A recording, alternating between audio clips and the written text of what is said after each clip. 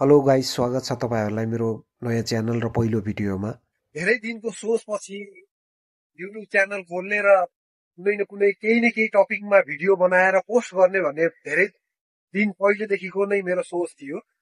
तर खै के हुन्छ हुन्छ कहिले बोल्न के टपिकमा बनाउने भन्ने सोच हुने, कहिले कसरी बनाउने, कहिले लजाउने, कहिले टाइम नमिल्ने, कहिले के मान्छेलाई भित्रबाट जागरै नभएपछि केही न केही बहाना चाहिँ मिल्दो रहेछ के।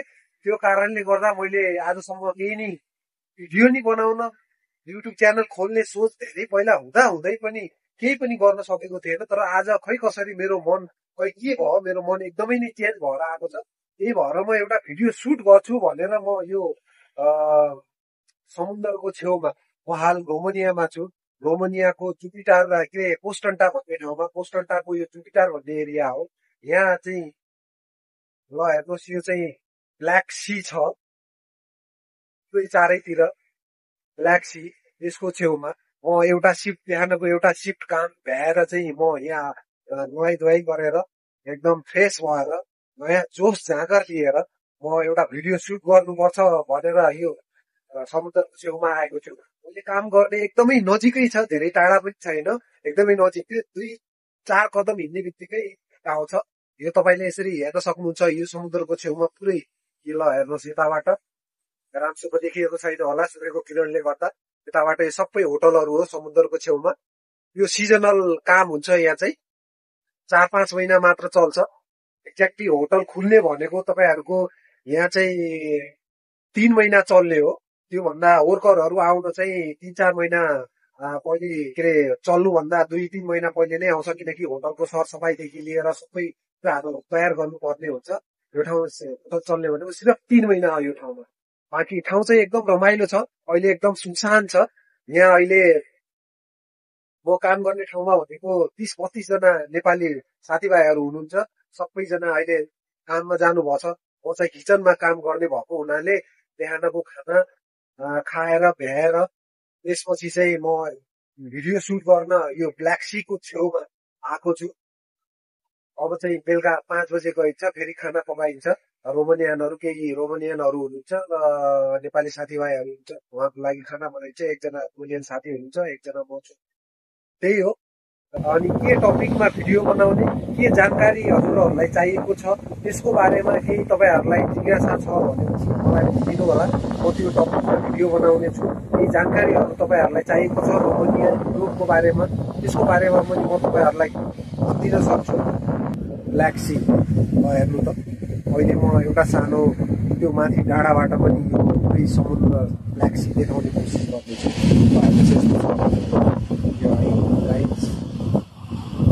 रमाइलो ठाउँ छ, सिर्फ 3 महिनाको लागि मात्र चल्छ यो ठाउँ। होटलहरू स्टार्ट सुरु हुने भनेको 3 महिना मात्र, गेस्टहरू आउने भनेको। बाँकी काम गर्ने मान्छेहरू त अहिले नि छ, 2 वर्ष नि हुन्छ, तर एकदम थोरै थोरै हुन्छ काम गर्ने मान्छेहरू। यसो रिपेयरिङ सिपेयरिङ गर्ने कामहरू गर्छ। फुल भएको भाँडाहरू भए, कतै भत्किएको टाइल साइल लगाउनुदेखि लिएर डेन्टिङ पेन्टिङ गर्ने काम मात्र हुन्छ। यहाँ चाहिँ एकदम थोरै हुन्छ। त्यही ठुलो मान्छे चाहिँ होला, तर 2-4 जना, धेरै 5-7 जना। तर म काम गर्ने ठाउँमा चाहिँ अहिले चाहिँ पठाउँछु होला, मान्छेलाई पठाउनु। कति होला भन्दा अहिले 32-34 जना चाहिँ नेपालीहरू हुनुहुन्छ, अनि बाँकी चाहिँ 7-8 जना चाहिँ रोमानियनहरू हुनुहुन्छ। बाँकी पठाउँछु होला, त्यत्रो मान्छेलाई अफिसमा राखेर त कामै छैन यहाँ। परिस्थितिमा पठाउँछु होला, पछि सिजनमा ल्याउँछ, नेपालबाट ल्याउँछ, यतैबाट ल्याउँछ, सबै कम्पनीहरूबाट ल्याउँछ। तर चाहिँ यहाँ चाहिँ अहिले चाहिँ एकदम सुनसान छ गएको छ। पछि यो ठाउँमा नि, यो छेउछाउमा नि प्याक हुन्छ। अहिले चाहिँ मान्छे बिरालो बाहेक कोही नि भेटेन, त्यस्तो चाहिँ छ। ब्ल्याक सी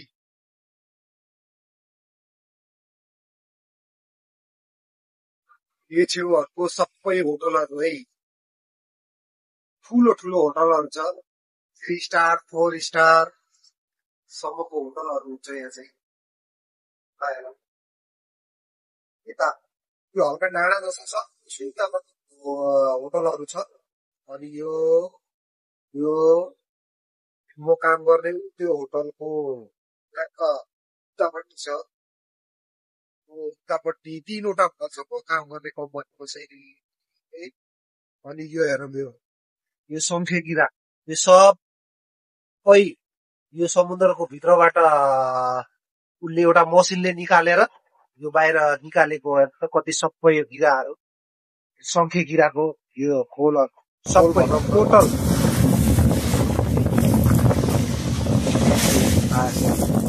यसरी सबै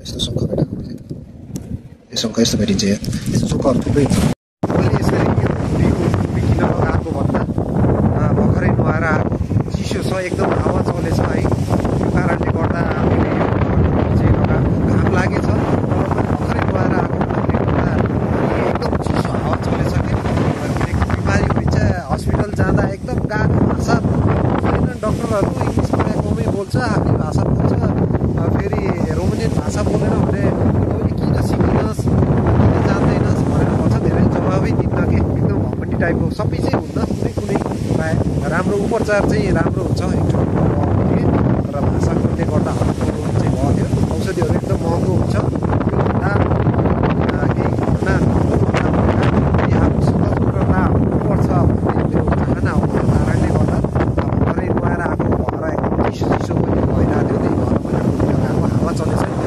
घाम चाहिँ एकदम पुरा घाम चलेर लागेछ क्या लाक्सीहरू चाहिँ धेरै परसम्म छ शङ्खहरू थुप्रै भेटिन्छ सानो हुन्छ धेरै ठुलो यति ठुलो साइजको थुप्रैको पाउँछ हावा चलेछ एकदम हावा चल्दा राति पुरा पहाडले एकदम धेरै आवाज आउँछ परसम्म धेरै आवाज आउँछ एकदम हावा चल्छ यसो भित्र सानो हुन्छ कि त्यो घोगी जस्तै हुन्छ त्यसलाई यस्तै पकाउँछ उमालेर खान्छ यसलाई एकदम निमोनियाको लागि एकदम राम्रो हुन्छ अरे निमोनिया लागेको मान्छेहरूलाई खुवाउँछ अरे मैले सुनेको है यथार्थ कुरा के हो त्यो चाहिँ थाहा छैन मलाई त्यो चाहिँ सिफुड भन्छ यसलाई बहुत धेरै छ यस्तो लगाइदिएर लाक्सी हल्का माथि डाँडाबाट कस्तो देखिन्छ लाक्सी